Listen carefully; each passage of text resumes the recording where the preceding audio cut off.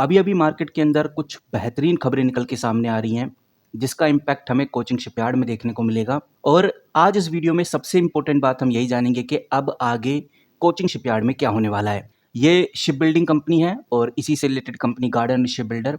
इसमें क्या होने वाला है अब आने वाले 2-3 दिनों में, हम बात करेंगे मझगांव डॉक शिप बिल्डर में आने वाले टाइम में अब क्या होने वाला है। आने वाला टाइम यानी कि ये पूरा हफ्ता कैसा जाने वाला है, तो वन बाय वन करके समझते हैं। और सबसे पहले हम बात करते हैं कोचिंग शिपयार्ड की। मैं आपको बता दूं गाइस, ये जो कोचिंग शिपयार्ड कंपनी है, इसको लेकर एक ऐसी खबर निकल के सामने आई है, गवर्नमेंट के द्वारा एक ऐसा अनाउंसमेंट आया है जो हमको पता होना चाहिए।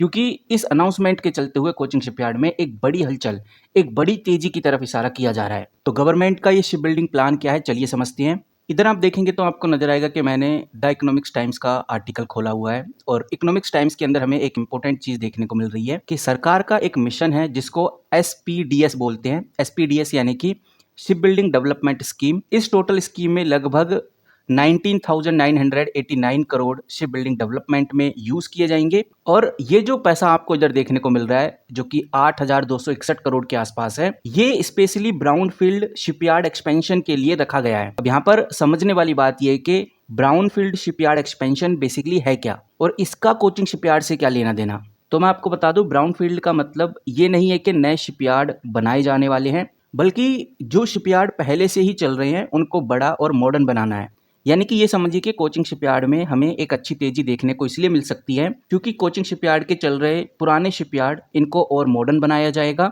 और इससे कंपनी में बड़ी तेजी देखने को मिलने वाली है। देखने में आ रहा है कि भाई जो कोचिंग शिपयार्ड कंपनी है, ये अपने कोचिंग शिपयार्ड को एक्सपेंड करेगी, और ये मिशन लगभग 19,000 करोड़ के आसपास का है। ये खबर द इकोनॉमिक्स टाइम्स के द्वारा पब्लिश की गई, और पब्लिश डेट आप देख सकते हैं 20 जुलाई 2026। तो अब सवाल ये आता है, क्या वाकई में इस खबर के चलते हुए कोचिंग शिपयार्ड का जो स्टॉक है उसमें हमें तेजी देखने को मिल सकती है, या जो तेजी थी वो ऑलरेडी आ चुकी है, अब इस खबर के आने ना आने से कोई फर्क नहीं पड़ेगा। तो इन सब चीजों को समझने के लिए हम आ चुके हैं कोचिंग शिपयार्ड के ऑफिशियल चार्ट पे। अगर आप 5 दिन का रिकॉर्ड उठाकर देखेंगे तो कोई खास ग्रोथ या कोई खास बदलाव देखने को नहीं मिलता। पूरे एक महीने में भी कोचिंग शिपयार्ड लगभग 5.35% हमें गिरता हुआ ही नजर आया है। लेकिन मैं ये बात भी क्लियर करना चाहूंगा, इस खबर को मार्केट ने पॉजिटिव माना है, और ये जो पॉजिटिविटी है जो आने वाले टाइम में हमें कोचिंग शिपयार्ड में देखने को मिलने वाली है, उसका इंतजार सभी इन्वेस्टर्स कर रहे हैं। इसीलिए अगर किसी दिन कोचिंग शिपयार्ड 5 से 10% चढ़ जाता है तो उसका एक बड़ा क्रेडिट इस अप्रूवल को भी दिया जाएगा, क्योंकि कोचिंग शिपयार्ड को लेकर जो एक खबर आई है ये फंडामेंटली काफी पॉजिटिव है। और इस अप्रूवल का मतलब ही ये है कि कंपनी फ्यूचर में और ज्यादा शिप बना पाएगी। शिप बनाने से कंपनी की रेवेन्यू कैपेसिटी बढ़ेगी, और जो लॉन्ग टर्म अर्निंग है ये भी इंप्रूव होगी। अगर किसी कंपनी की लॉन्ग टर्म अर्निंग इंप्रूव होती है तो जो इन्वेस्टर्स हैं, जो लॉन्ग टर्म का गेम खेलते हैं, उनके लिए तो फायदा है। लेकिन ये बात भी हमें ध्यान रखकर चलनी है कि अभी जो अप्रूवल आया है इन प्रिंसिपल अप्रूवल है, और अभी डिटेल प्रोजेक्ट रिपोर्ट, जिसको डीपीआर, फाइनल अप्रूवल और फंडिंग प्रोसेस बोलते हैं, वो अभी बाकी है। इसीलिए कह सकते हैं कि ये जो खबर आई है ये एक लॉन्ग टर्म पॉजिटिव न्यूज है, इमीडिएटेड प्रॉफिट गारंटी नहीं है। तो ये बात समझ में आती है कि ये एक इन प्रिंसिपल अप्रूवल है। लेकिन सवाल तो ये भी है कि अगर हम लोग बाय ऑन न्यूज नहीं करेंगे तो फायदा कैसे होगा, यानी कि न्यूज के चलते हुए पहले ही अनुमान नहीं लगाएंगे कि ये न्यूज अच्छी है, आगे अच्छा पोटेंशियल दिखाएगी, तो इसी चीज को तो बाय ऑन न्यूज बोलते हैं। क्योंकि न्यूज पे बाय करने से फायदा ये होता है कि जब ये चीज ऑफिशियली कंफर्म होती है तो फिर कोचिंग शिपयार्ड में बड़ी हलचल, एक बड़ी तेजी देखने को मिलती है। तो सवाल ये है कि भाई ये जो खबर मैंने आपके सामने रखी अभी, क्या ये वाकई में बाय ऑन न्यूज खबर है? तो इस जवाब में तो मैं आपको यही बोलना चाहूंगा कि अगर मार्केट को पहले से ही पता है कि अप्रूवल मिलने वाला है तो इन्वेस्टर्स कोचिंग शिपयार्ड में पहले ही एंट्री ले चुके होंगे, और उस टाइम जब ऑफिशियली अप्रूवल आता है, जो कि अभी थोड़ा पेंडिंग है, तो ऑफिशियल अप्रूवल आने के बाद कोई खास बाइंग हमें देखने को नहीं मिलेगी। कभी कभार तो प्रॉफिट बुकिंग भी देखने को मिल जाती है। इसको कहते हैं buy the rumour sell the news, और buy the rumour sell the news हो सकता है अभी कोचिंग शिपयार्ड में चल रहा हो, क्योंकि जो ये चार्ट है कोचिंग शिपयार्ड का, ये इसी तरह का इशारा कर रहा है कि बाय द रूमर हो चुका है। यानी पहले रूमर्स पे लोगों ने इस कंपनी में एंट्री ले ली है, अब जब ऑफिशियली धीरे धीरे न्यूज सामने आ रही है तो प्रॉफिट बुकिंग हो रही है। बट अभी भी मैं आपको बताना चाहूंगा कि फुल प्रॉफिट बुकिंग नहीं हुई है, हो सकता है बाउंस बैक करे कोचिंग शिपयार्ड। और ये भी समझ लेना चाहिए कि जो इन प्रिंसिपल अप्रूवल का मतलब ही ये होता है कि आज कंपनी को 5,000 करोड़ का ऑर्डर नहीं मिला है। इन प्रिंसिपल अप्रूवल का मतलब ये भी नहीं होता कि कंपनी का प्रॉफिट आज से ही डबल होने लगेगा। सिर्फ हम इससे यही अनुमान लगा सकते हैं कि कंपनी का जो फ्यूचर एक्सपेंशन का रास्ता है वो खुल चुका है। मार्केट तो जब सबसे ज्यादा एक्साइटेड होती है जब फाइनल अप्रूवल आ जाता है, और फाइनल अप्रूवल आने में अभी टाइम लग सकता है। कोचिंग शिपयार्ड में बड़ी तेजी जब भी देखने को मिलेगी जब गवर्नमेंट सब्सिडी अनाउंस करे, कोई एक्सपेंशन शुरू हो जाए, नए ऑर्डर मिलने लगे, रेवेन्यू और प्रॉफिट में एक्चुअल ग्रोथ दिखने लगे, तब कोचिंग शिपयार्ड में जो हालात हैं वो आपको बदलते हुए नजर आएंगे। क्योंकि ये बात भी बिल्कुल सही है कि भाई अभी कोचिंग शिपयार्ड मानते हैं कि एक साल में 10 शिप बना सकती है और अप्रूवल के बाद भी 10 ही शिप बना पाएगी। लेकिन गाइज यहाँ पर ये बात समझ लेना बहुत जरूरी है, खासकर कोचिंग शिपयार्ड और शिप बिल्डिंग सेक्टर के केस में। मान लेते हैं कोचिंग शिपयार्ड अभी के टाइम पे पूरे एक साल में 5 से 6 शिप बना पाती है, हद से हद अगर बात करें तो, और अप्रूवल के बाद ये जो क्वांटिटी है एकदम नहीं बढ़ेगी। अभी भी कंपनी 5 से 6 शिप ही बना पा रही है साल में, लेकिन आने वाले 2-3 सालों में ये एक्सपेंशन जब कंप्लीट होगा उसके बाद कंपनी 10 से 12 शिप बनाने लगेगी आने वाले 3 से 4 सालों में। तो मार्केट इन अप्रूवल को कुछ इसी तरह से देखती है कि कंपनी फ्यूचर में कितना बेनिफिट दिखा सकती है। और जब ज़्यादातर इन्वेस्टर इसी तरह से सोचते हैं तो जो कंपनी का पीई है बहुत तेजी से हाई लेवल पे बढ़ जाता है।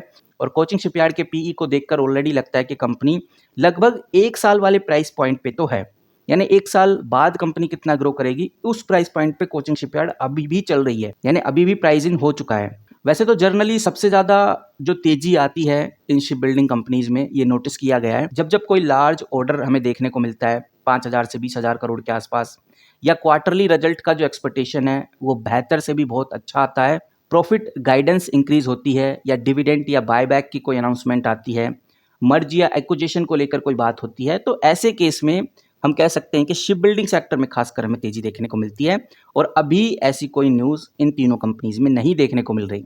और जो ये खबर निकल के आई, जिस खबर को लेकर मैं आज आपके सामने डिस्कशन कर रहा हूँ, ये खबर जो है ये कैपेसिटी एक्सपेंशन अप्रूवल को लेकर है, यानी कंपनी की जो शिप बनाने की कैपेसिटी है वो बढ़ जाएगी। तो इसका जो इम्पैक्ट है वो ग्रेजुअली होता है, जैसे जैसे काम बढ़ेगा वैसे वैसे कंपनी को अच्छे प्रॉफिट्स होंगे और वैसे वैसे हल्का हल्का कंपनी का स्टॉक बढ़ेगा। अब इस खबर के चलते हुए नजर रखने वाली बात तो ये है कि ये जो ब्राउनफील्ड एक्सपेंशन है इसका फाइनल कंस्ट्रक्शन अगर कंपनी को मिलता है तो एक बड़ी ग्रोथ देखने को मिलेगी। गवर्नमेंट फंडिंग का एग्जैक्ट अमाउंट अनाउंस हो जाता है कि कोचिंग शिपयार्ड के हाथ में कितना अमाउंट लग सकता है, तो एक बड़ी तेजी देखने को मिल सकती है।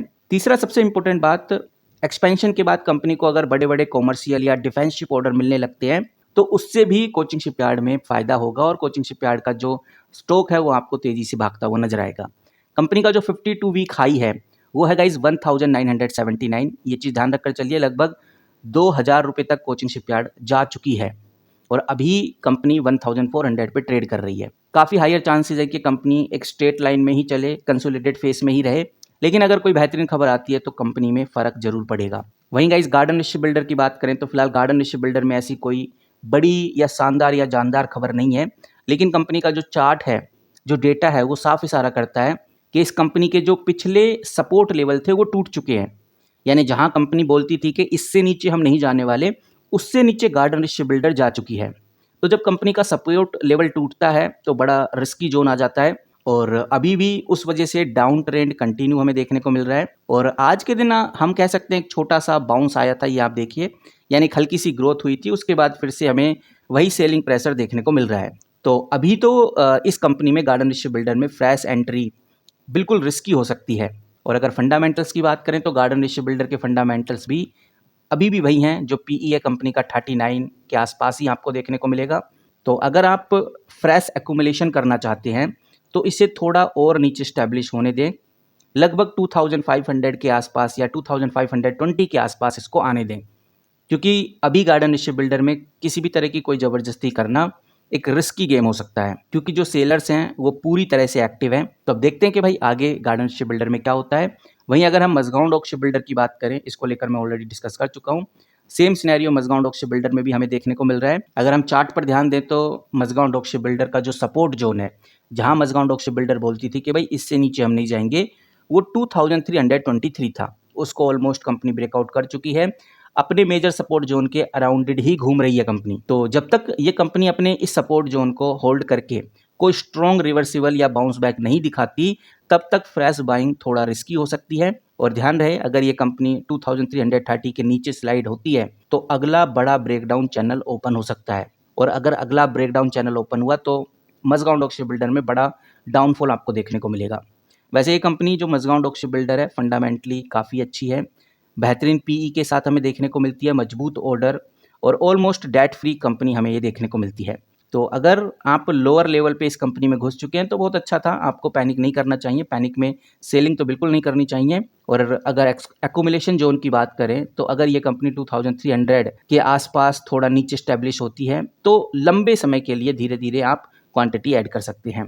बाकी कंपनी के क्वार्टरली रिजल्ट का इंतजार तो सबको रहेगा, चाहे वो कोचिंग शिपयार्ड हो, मजगांव डॉक शिप बिल्डर हो, गार्डन शिप बिल्डर हो। और माना जा रहा है कि भाई अगस्त के फर्स्ट वीक में इन तीनों कंपनीज के क्वार्टर 1 के रिजल्ट आपको देखने को मिल सकते हैं। और क्वार्टर 1 के रिजल्ट्स में हमें बहुत कुछ क्लियर हो जाएगा कि अब आगे इन कंपनीज में क्या होने वाला है। फिलहाल इस वीडियो में इतना ही, मिलते हैं किसी नई वीडियो के साथ, तब तक के लिए take care and good bye.